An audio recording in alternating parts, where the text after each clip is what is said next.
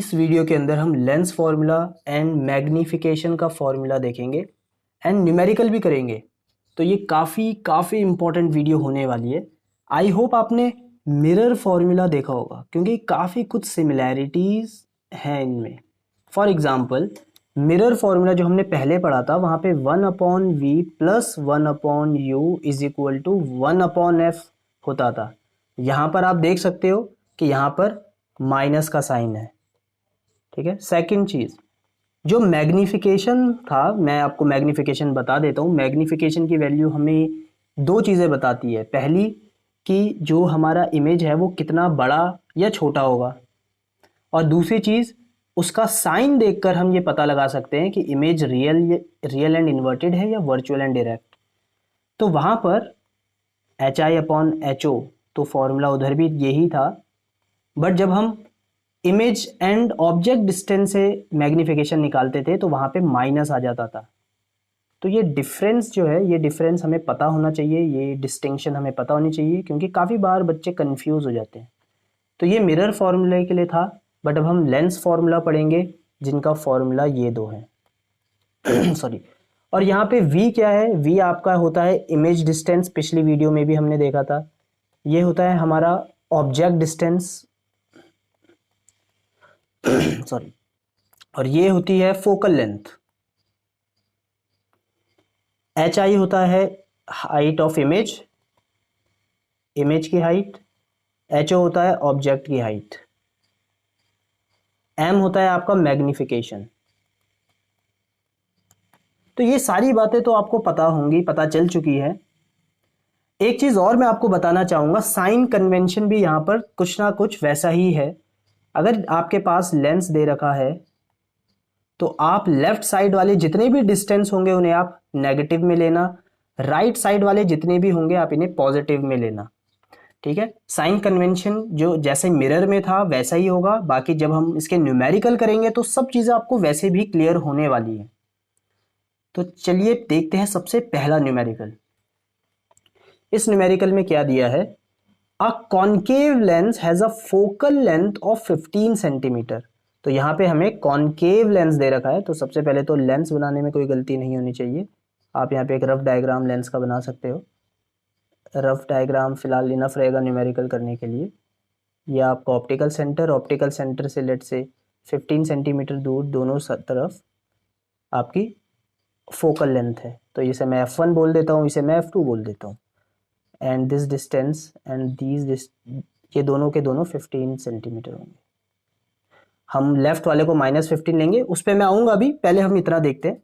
At what distance should object from the lens be placed. तो मतलब हमें U निकालना है क्योंकि उन्होंने पूछा है ऑब्जेक्ट को कहाँ पे प्लेस करना है। U हम निकालेंगे कि इमेज बने 10 centi forms an image at sorry कहाँ पे था मैं, lens place so that it forms an image at 10 centimetre from the lens. तो अगर आप ये सोच रहे हो कि यहाँ तो ये बताया नहीं कि इमेज बनेगी कहाँ पर, तो देखो बच्चों ये है कॉनकेव लेंस।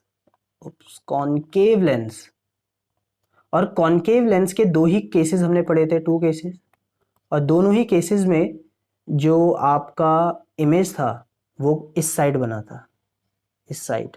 ठीक है, इस साइड बना था। ठीक है, तो आप कहीं भी ऐसे वो कर सकते हो कि ये आपका ऑब्जेक्ट हो गया, ठीक है, ये आपकी इमेज हो गई। तो ये बात आपको ध्यान में रखनी है। और ये गिवन है 10 सेंटीमीटर, तो इमेज V होता है हमारा 10 सेंटीमीटर, तो मतलब यहाँ से यहाँ तक की दूरी होगी 10, बट मैं यहाँ पे लिखूंगा -10। क्यों -10 लिखूंगा? क्योंकि मैंने आपको पहले ही बताया था लेफ्ट साइड वाली सारी डिस्टेंस हम नेगेटिव में लेंगे। अब बात करते हैं फोकल लेंथ की। फोकल लेंथ तो अगर मैं आपको बताऊं कि कॉनकेव लेंस के अंदर फोकल लेंथ कहाँ होता है? जिस साइड में ऑब्जेक्ट रखा रहता है उसी साइड में होता है। इतनी बातें तो आपको पता है। तो फिर इसका भी नेगेटिव -15 सेंटीमीटर में लूंगा। तो हमें V पता चल चुका है, F पता चल चुका है, तो U निकालना तो कोई बड़ी बात नहीं है। तो U निकालते हैं, आइए। तो 1/V - 1/U is equal to 1/F हो गया हमारा मिरर फॉर्मूला। 1/-10, इसको फिलहाल ऐसे रखते हैं, u हो गया हमारा, u निकालना है, f हो गया हमारा -15। अब इसको सॉल्व किया जाए, मैं इस साइड सॉल्व कर देता हूँ। यह हो जाएगा -1/10 -1/u -1/15 एंड थोड़ा सा यहाँ पे इनकी पोजीशंस ट्रांसपोजिशन करके यहाँ पे ये आ गया। एंड अब इसको सॉल्व करेंगे, एलसीएम 30 आ जाएगा, -3 2 1/u, ये -1/30 is equal to 1/u and u की वैल्यू हो जाएगी -30 सेंटीमीटर। तो जो आपका ऑब्जेक्ट होगा ये आपको प्लेस करना पड़ेगा -30 सेंटीमीटर पे, तभी जो ये बातें बोली हैं तो होंगी। तो पहला वाला जो पार्ट है वो हमारा हो चुका है। दूसरा part, find the magnification produced by lens. अब आपको मैग्निफिकेशन निकालना है इसका। मैग्निफिकेशन इज m एंड यहाँ पे मैग्निफिकेशन की जो वैल्यू है वो आप v/u से निकाल सकते हो। तो v क्या है, v कहाँ है, -10, तो साइन के साथ आपको लिखना है।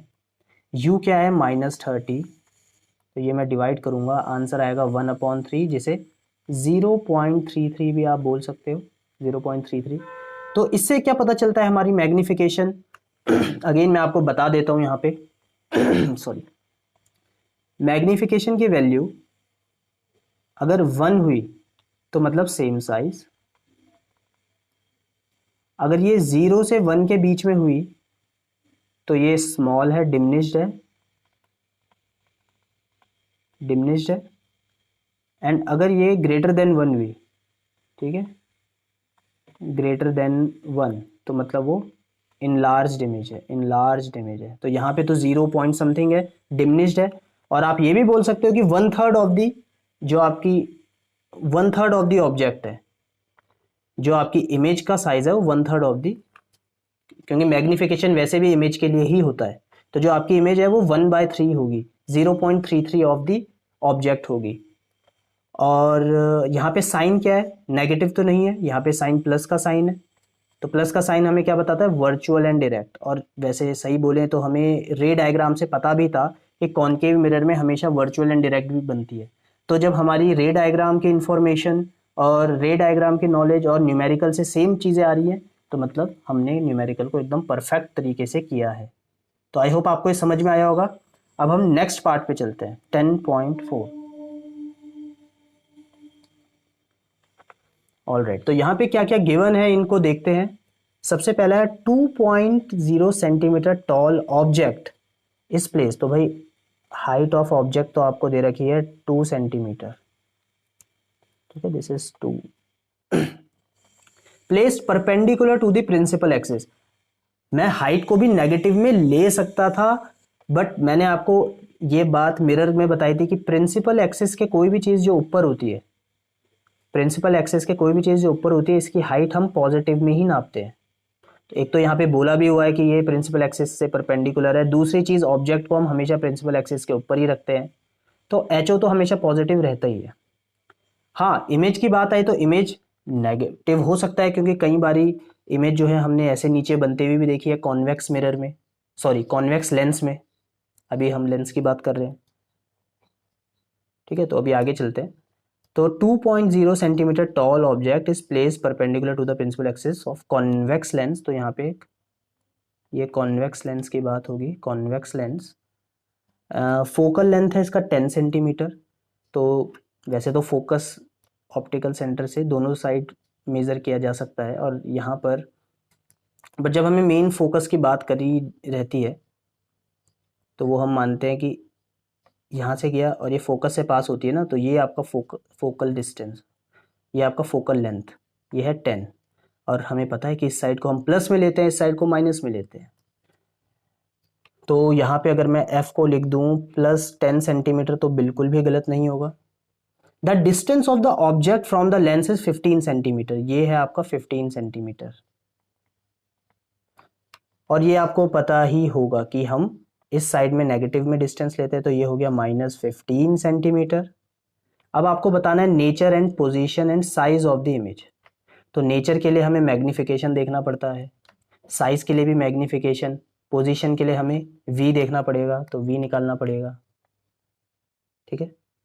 Sorry, size of the image के लिए मैग्निफिकेशन एंड HIHO वाला फॉर्मूला लगेगा। सब करते हैं, आराम से बैठिए और देखिए। सबसे पहले तो यहाँ पे हम लगा देंगे लेंस का फॉर्मूला, जो कि है 1/v minus 1/u is equal to 1/f।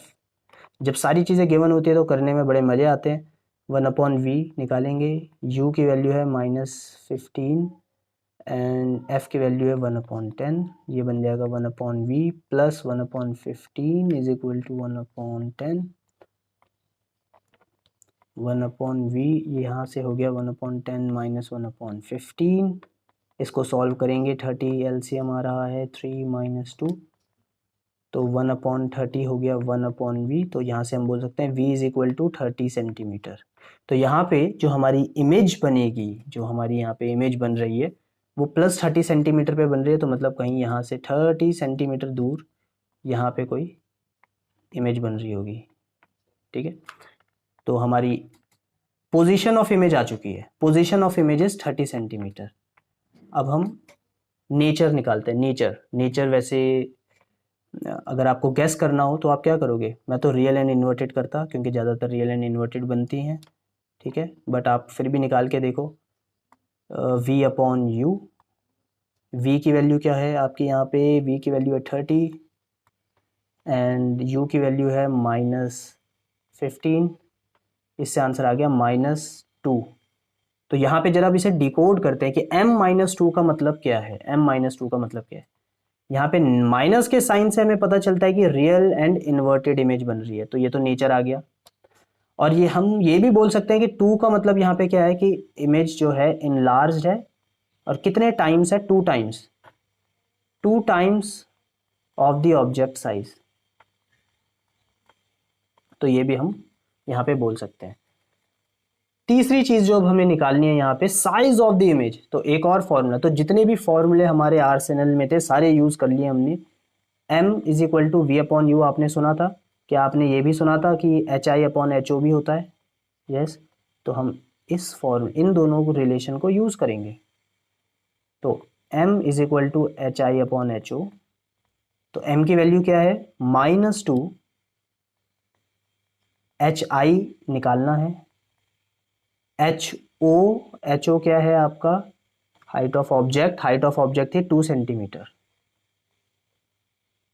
तो यहाँ से आपकी HI की वैल्यू आ जाएगी, अगर आप इसे सॉल्व करोगे, -4 सेंटीमीटर।